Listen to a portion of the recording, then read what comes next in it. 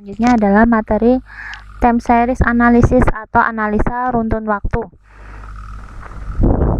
Sebelum kita mempelajari metode-metode dalam analisa runtun waktu, kita harus paham dulu apa yang dimaksud dengan data. Apa yang dimaksud dengan data? Data adalah catatan atas kumpulan fakta yang dapat dijadikan dasar kajian, analisis, ataupun pengambilan kesimpulan. Data menurut dimensi waktu dibagi menjadi dua, yaitu data cross-section, data time series, dan data panel. Apa yang dimaksud dengan data cross-section? Data cross-section adalah data yang terdiri dari beberapa objek data yang dikumpulkan pada satu waktu tertentu. Jadi, data yang dikumpulkan pada satu waktu tertentu terhadap banyak objeknya banyak, tapi dikumpulkan dalam satu waktu, disebut data cross-section. Sedangkan data time series, data yang dikumpulkan dari waktu ke waktu terhadap satu objek. Jadi, objeknya cuma satu, dikumpulkan dari waktu ke waktu. Dari sini sudah terlihat ya, beda ya antara data cross-section dan data time series. Data cross-section, data yang dikumpulkan dalam satu waktu terhadap banyak objek, sedangkan data time series adalah data yang dikumpulkan dari waktu ke waktu terhadap satu objek. Kemudian, pembagian data menurut dimensi waktu masih ada satu lagi, yaitu data apa? Data panel. Data yang dikumpulkan dari waktu ke waktu terhadap banyak objek. Jadi objeknya banyak dikumpulkan dari waktu ke waktu, gitu ya. Paham ya? Cross section itu objeknya banyak dikumpulkan satu waktu, time series dikumpulkan dari waktu ke waktu terhadap satu objek, sedangkan data panel data yang dikumpulkan dari waktu ke waktu dan objeknya banyak, gitu ya.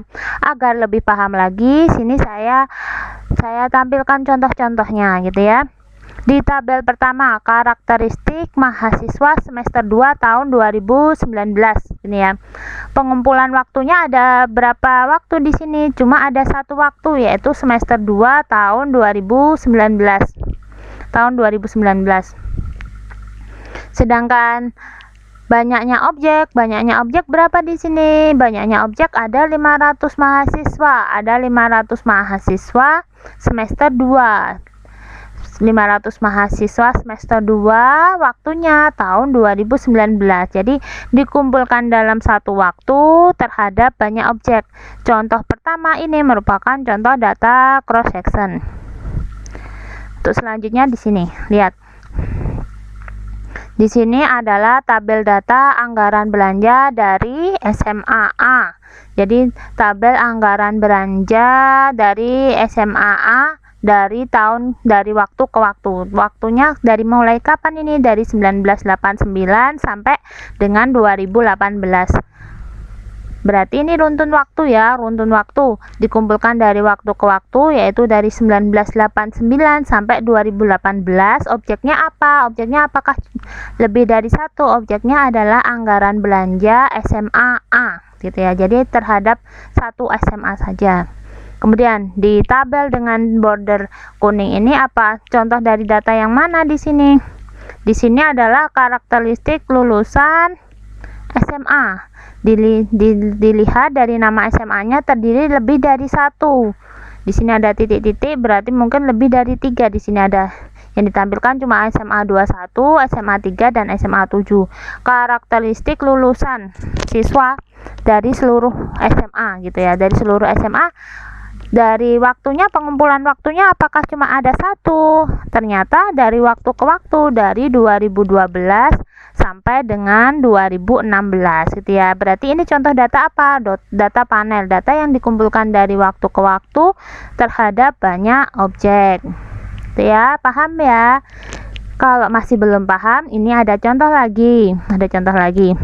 Ini saya dapat dari bps.co.id, dari salah satu publikasi di bps.co.id di Jawa Tengah, gitu ya.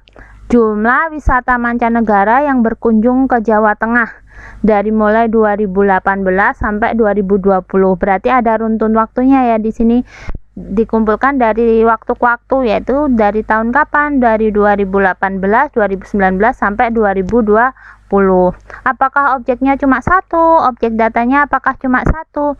Iya, betul, cuma ada satu, yaitu wisata mancanegara. Wisatawan mancanegaranya itu tidak dibedakan dari asal negaranya. Berarti di sini cuma jumlahan wisata mancanegara yang berkunjung di Jawa Tengah. Ya, jadi satu objek objeknya adalah wisatawan mancanegara yang berkunjung di Jawa Tengah, dikumpulkan dari waktu ke waktu dari 2018 sampai 2020. Contoh grafik ini adalah contoh data runtun waktu. Data yang dikumpulkan dari waktu ke waktu terhadap satu objek. Itu ya. Selanjutnya, coba dilihat di sini. Di sini adalah kunjungan wisatawan mancanegara terbesar di Jawa Tengah. Di sini apakah ada runtun waktunya? Oh, ternyata ada di sini Februari 2020 sampai Maret 2020.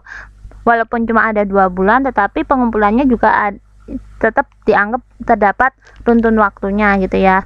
Terdapat time seriesnya di sini gitu ya. Terus objeknya apakah cuma satu? Ternyata objeknya banyak. Ada wisatawan mancanegara dari Malaysia, dari Singapura, dari India, dari Amerika Serikat, dan seterusnya. Itu ya, berarti contoh grafik ini adalah contoh data apa ini? Data yang dikumpulkan dari waktu ke waktu, objeknya lebih dari satu. Objeknya banyak, artinya ini contoh data panel gitu ya. Contoh data panel. Selanjutnya di sini ada tingkat pengangguran terbuka. Data tingkat pengangguran terbuka menurut klasifikasi daerah dari 2016 sampai 2020. Berarti dikumpulkan dari waktu ke waktu ya, dari 2016, 17, 18, 19 dan 20. Dikumpulkan dari waktu ke waktu. Terus apalagi? Apakah objeknya lebih dari satu? Ternyata objeknya nggak cuma tingkat pengangguran secara umum, tetapi tingkat pengangguran terbukanya dibagi lagi menjadi 2. Tingkat pengangguran terbuka di perkotaan dan pedesaan. Di sini ya, di perkotaan dan pedesaan. Oleh karena itu, objek lebih dari satu dikumpulkan dari waktu ke waktu.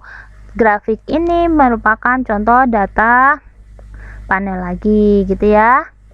Untuk selanjutnya kita akan mempelajari metode dalam analisa runtun waktu.